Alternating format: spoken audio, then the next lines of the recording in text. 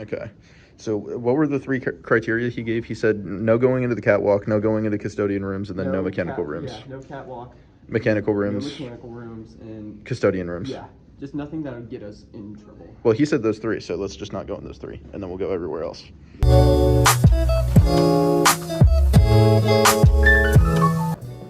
I'm just going to film this extra scene. By the way, we kidnapped the freshman. We're not technically going anywhere dangerous. We're just like stealing people and making them come with us. That one's locked. That one's locked? Door's locked. Okay, here, what about this one? We gotta try. Ooh, they filled it this time. Damn it. We can't. All right, adios, Spencer. We love you. Spencer bit's over. So we're in the pottery kiln room right now. There's a class going on right in there. Hell yeah. Do you just want to talk about Paddington? We have to actually like do our project. I don't know what that is. But I want it. Yeah, there's some furnaces in here. It's just a sad man. That's what you look like when you don't watch Paddington. That's what it looks like when we can't find any doors to go through.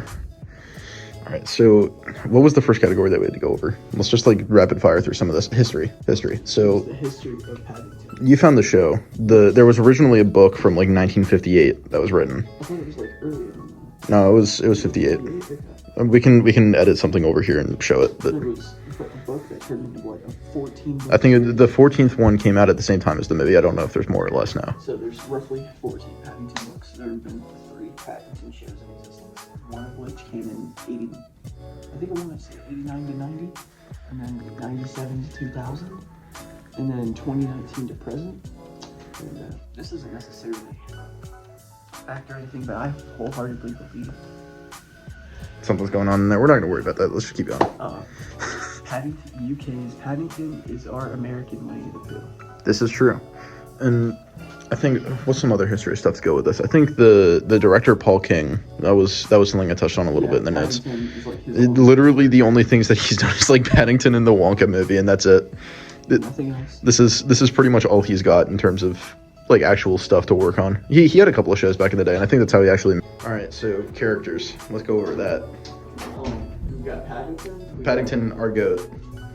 We're doing the second movie, correct? Yeah. So we've got Mr. Brown. Mr. Brown. Jonathan. What was his daughter's name? Jane, I think. Dude, they recasted the mom in the third one, too. That was something that happened. Yeah. What's up, Ramsey? But they also did the whole, Oh, hey, Mr. Jadis is here. Mr. Jadis. Unknown knowledge about Shrek, but we've got nothing on Paddington in there. Can we... Ooh.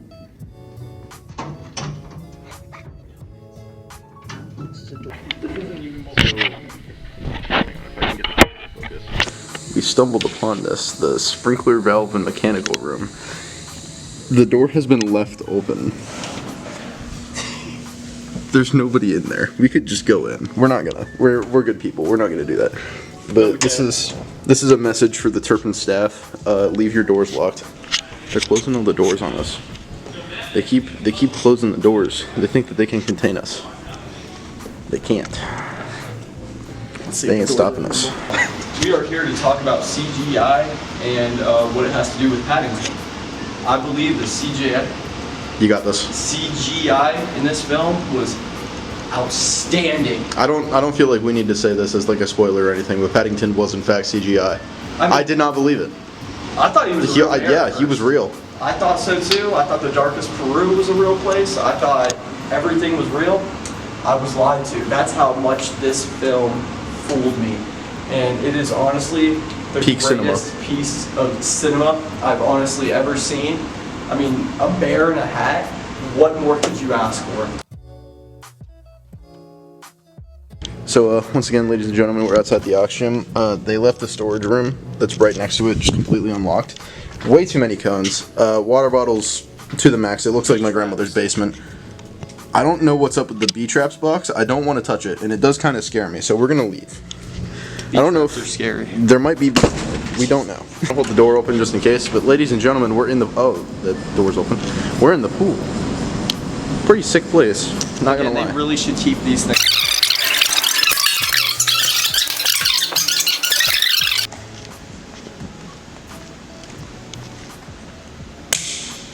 Today, I'm here to talk to you about the Paddington characters in the movie Paddington. So we've got Aunt Lucy, we've got the bear himself, Paddington. I like that you didn't start with the main character of the movie series called Paddington. Aunt Lucy, bro. We've got Mr. Brown, we've got Mrs. Brown, we've got Little Brown 1, that's the daughter, and Little Brown 2, that's the son. In my humble opinion, I believe the way they played out Mr. Brown's father in Paddington was great. I love how at the beginning of the movie, or you can even say movies maybe, how he was very reluctant. He was very much a safe man. And by the end of, would you say both movies, he had a little bit of an arc where He like doubled down in the second movie. Yeah. Like the first movie was him kind of going from safe to getting a little bit reckless again, and then the second movie was just diving deeper from, into that. you know, not wanting a bear in his house to train jumping. I feel like that's a pretty significant jump in being safe and being a very dangerous Mr. Brown. Then we've got the mother, who throughout both movies is a very caring woman. I thought she did a great job of showing her affection for not only her children, but for the bear. Now Paddington, my goat, Aura. it makes a lot of sense that he has no understanding of social cues within the world, because he's a bear. He's a talking bear. And I mean, have you ever seen a talking bear in real life? I've seen a couple of them in my time. I but have. Yeah. Every single one has been at a circus, and they all look like they were in pain. But that is besides the point. The children, now this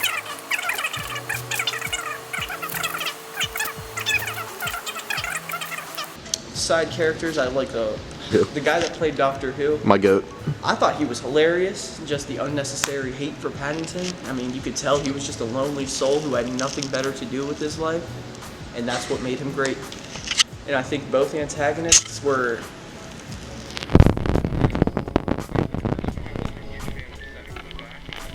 from a standpoint and nothing else than that.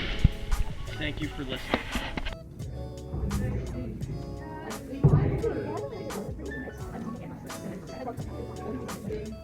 Hear you. Our review for Paddington 1, 8.5 out of 10.